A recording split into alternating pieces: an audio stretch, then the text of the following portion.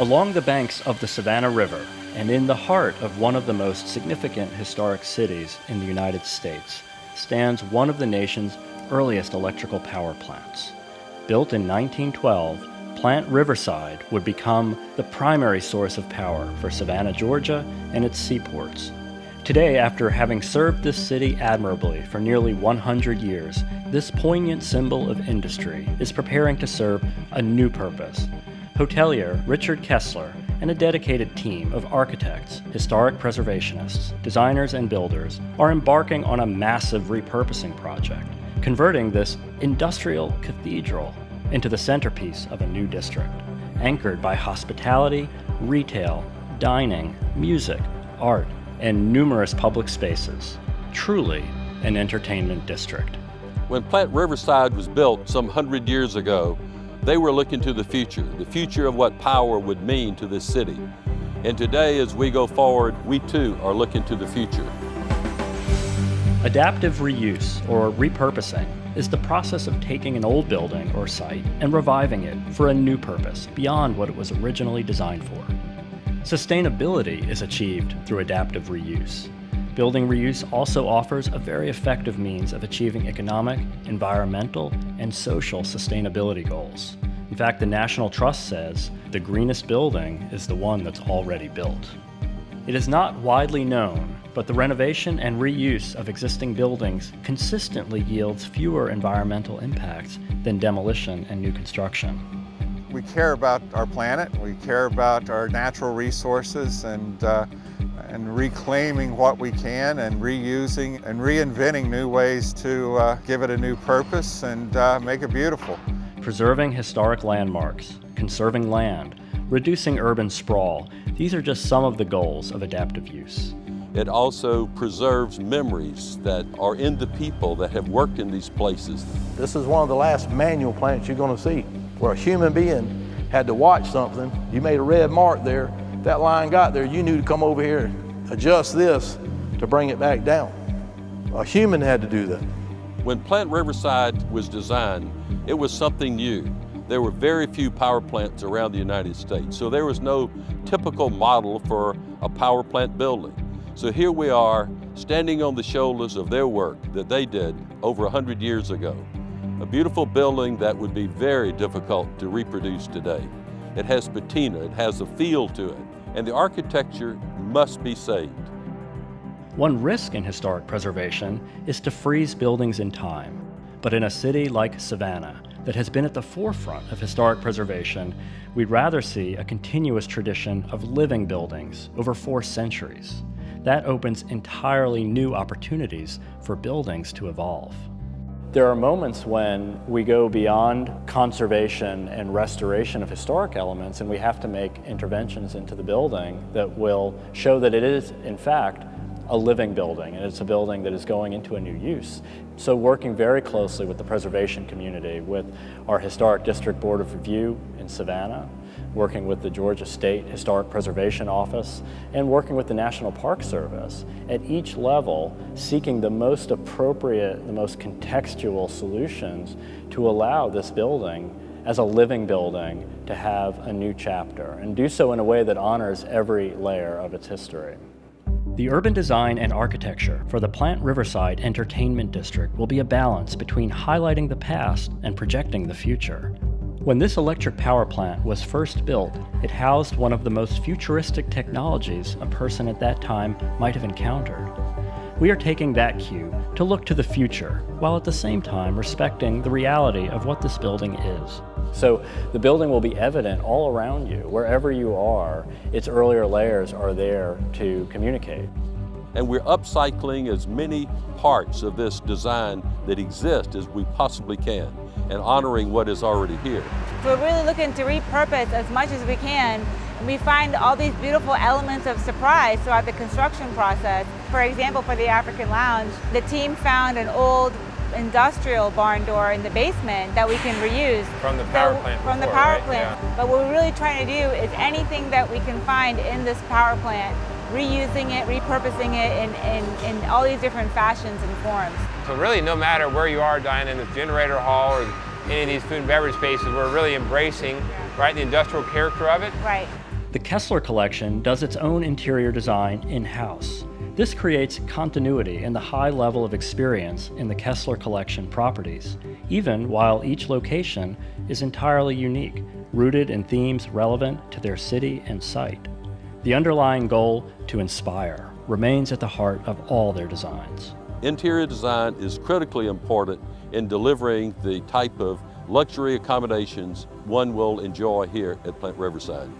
We have also worked with John T. Campo and Associates, Sotil and Sotil, and PFVS Architects for their respective expertise in boutique hospitality design, urban design, and large-scale historic preservation experience.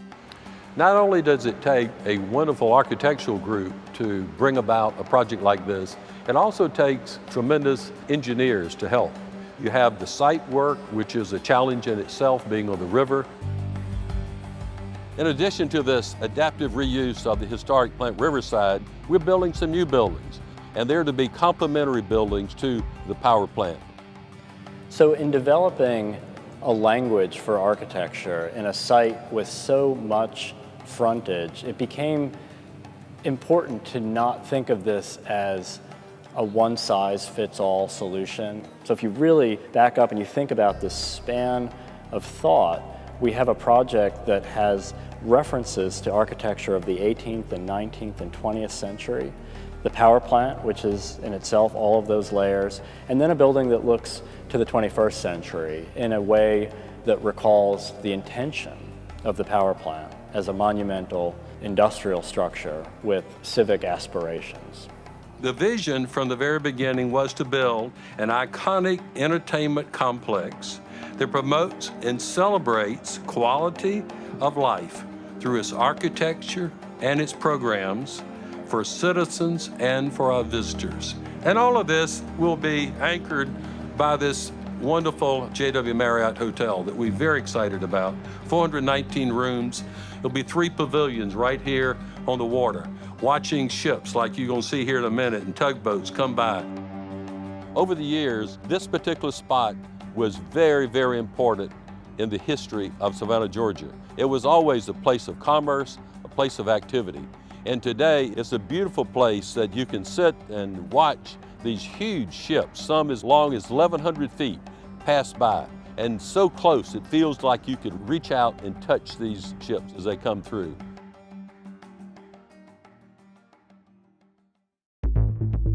I'm often asked by people, what are you going to do with those 2 tall smokestacks? Are you going to take them down? And certainly not. We're not going to take them down. Actually, we will refurbish them, get them all clean again. They'll be lit and they'll be a part of the iconic design of the building. Here at Plant Riverside, as part of our entertainment, we will have 3 rooftop lounges. The big one will be the Electric Moon. That will be on top of the historic Plant Riverside building. The electric moon that you see in the background here underneath the big smokestacks, that'll be a very energetic kind of space, a real industrial raw feel.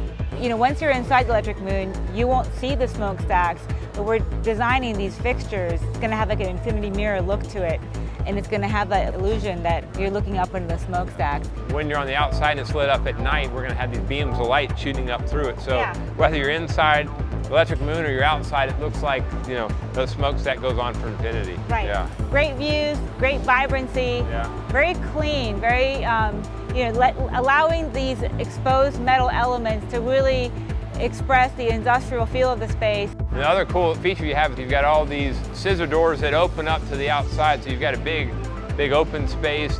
I'm often asked, why the name Electric Moon? I love the name. What's the history of that? Well, actually, we discovered them when we looked at some drawings from the 1800s, and they were basically what we would say today looks like a cell tower with big light bulbs that would throw a moonlight glow across major city intersections. But it's a fascinating history and a part of Savannah. So here on the north facade of the old power plant, these are the original 1912 windows. Thinking back to what they once were, seemed like a monumental task to restore those. These are the same components that were installed in 1912. They've been through an extensive amount of work, not the least of which was putting clear glass in. They blacked out a lot of these original windows during wartime. These windows are also really important to the architecture of this space. Some of these rooms here on this level are actually lofts. So there's a handful of very nice guest rooms here that face the river and actually incorporate the arch of the original window into the space. So this is if you're coming off the main elevators that serve the guest room floors on the north side of the power plant. As you enter onto your floor, one of the interesting features is we've saved and maintained one of the original stacks. So it's a focal point now in the guest room corridor as you come to your space. The old masonry smokestack sits roughly halfway through the space. A smokestack that once extended 250 feet, defining the Savannah skyline, still remains within the building. It becomes the centerpiece. As you enter this generator hall from River Street, you actually move around the base of the original masonry smokestack with a gallery on one side, with a wine tasting room on the other side. You make your way into the generator hall. There's a massive gantry crane set on tracks that roll from edge to edge within the space, and it is still here. That crane will remain in place. We're going to bring it into the center of the room and use it as an opportunity to celebrate its own architectural character. And we use these cranes. That's what those big hooks are for. You would hook these big old chokers and harnesses, and you would pull these things out of there and set them on the ground somewhere else, or either set them on a truck and have them sent off. And that's what the crane mainly was for, was to lift all this heavy equipment off of these turbines and generators. When you look down, all you seen was turbines and generators all the way down this thing. Every time that the growth of the city would extend out, they put another turbine in. And that's how they kept up with times. This was a gathering point in case of a hurricane, storm, or if something was to happen war-wise. Riverside plant was a civil defense spot. I don't think a lot of people know that. Those units back there were built and ran during World War II, and they was given an award here from the president. It hung on the wall. It was a beautiful picture of the thanks for this plant running all the way through. I think it was 43 and 44 through the hard parts of the war. They built the plant here. The first turbine generator they brought, where guys rolled it down on logs, but they rolled it down a hill with mules and brought it and put it in place.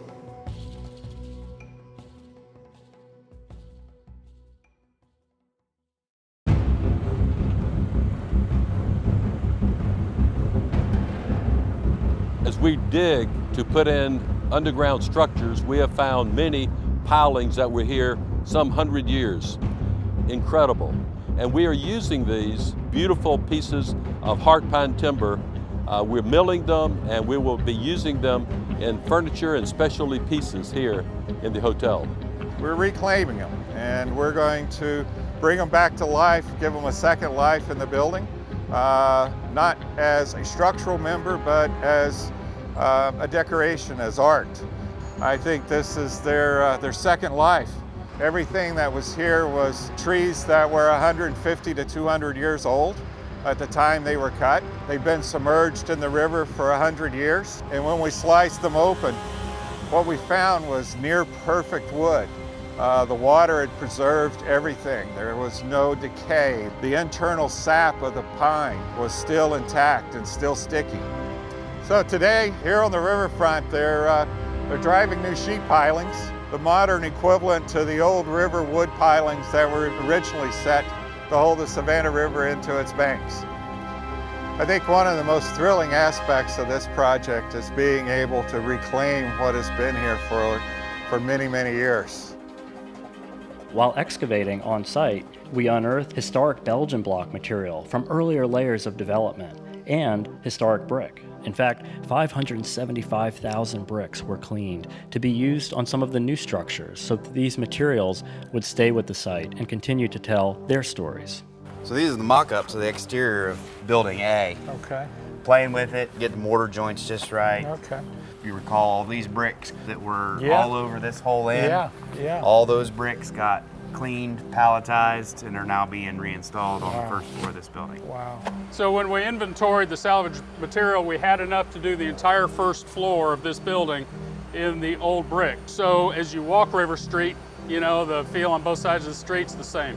And then we also did a design kind of reconnaissance lap of Factor's Walk, the joint sizes, the way the joints are tooled and raked, and the depth of the joint.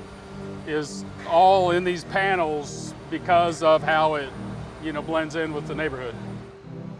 In the design of this complex, we realized that all buildings were on show. There were no back of the house sides of the buildings. Thinking about how you could connect these buildings from a service standpoint and keep the facades free of all the back of house and loading docks and the things that you don't want to see. And so what we did is we looked at the tunnel that ran through the existing historic building. We've extended that into the west building and into the Three Muses to the east. This tunnel, which once served to provide steam and water to the generators, will now bring new kinds of services to the buildings across the district. In the ceiling of this space is where we bring all our utilities. The full length of the campus basically runs this line. It's really going to save time, make operations much easier, save us in labor. It costs a bill, but it's going to save us on the long run. This is one of our few remaining spots where you can see how the old turns into the new. So let me just kind of walk through our steps here. Original power plant basement floor has a little water on it from rain this week. All this piping is our new drain piping. That's under your future spa. So basically we do our rough end, we fill it up with the structural foam, then we place our new final finished basement floor on top of that. When this is all finished, this is going to be a gorgeous spa. It'll be colorful, high ceilings, it'll be a beautiful, beautiful space.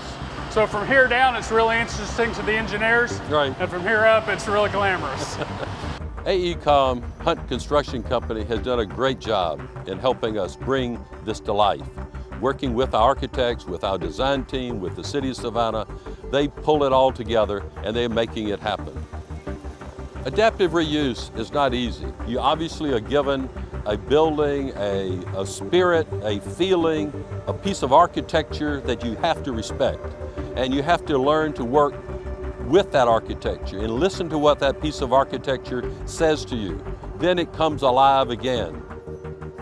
Having the opportunity to work on this project has been really the highlight of a career, and one that we take with a great sense of excitement and import.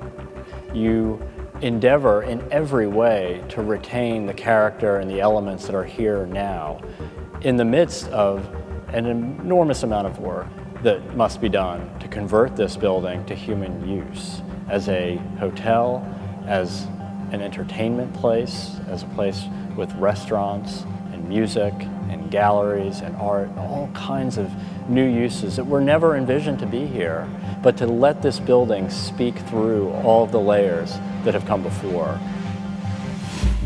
We must be responsible stewards of such historical structures as Plant Riverside, places that are important to the history of any city. Around the world, urban cores are having a second renaissance. Preserving these spaces and keeping them relevant and thriving requires conscious effort and dedication, the desire to get it right, and the will to pay attention to both the grandest visions and the most finite details. We look forward to the completion of this very important project. We know it's important in the history of Savannah, Georgia, and we're excited about sharing it with you. We hope you too are inspired as you visit this place. It is our goal that after this grand repurposing project is complete, Plant Riverside will be a place that will delight and inspire.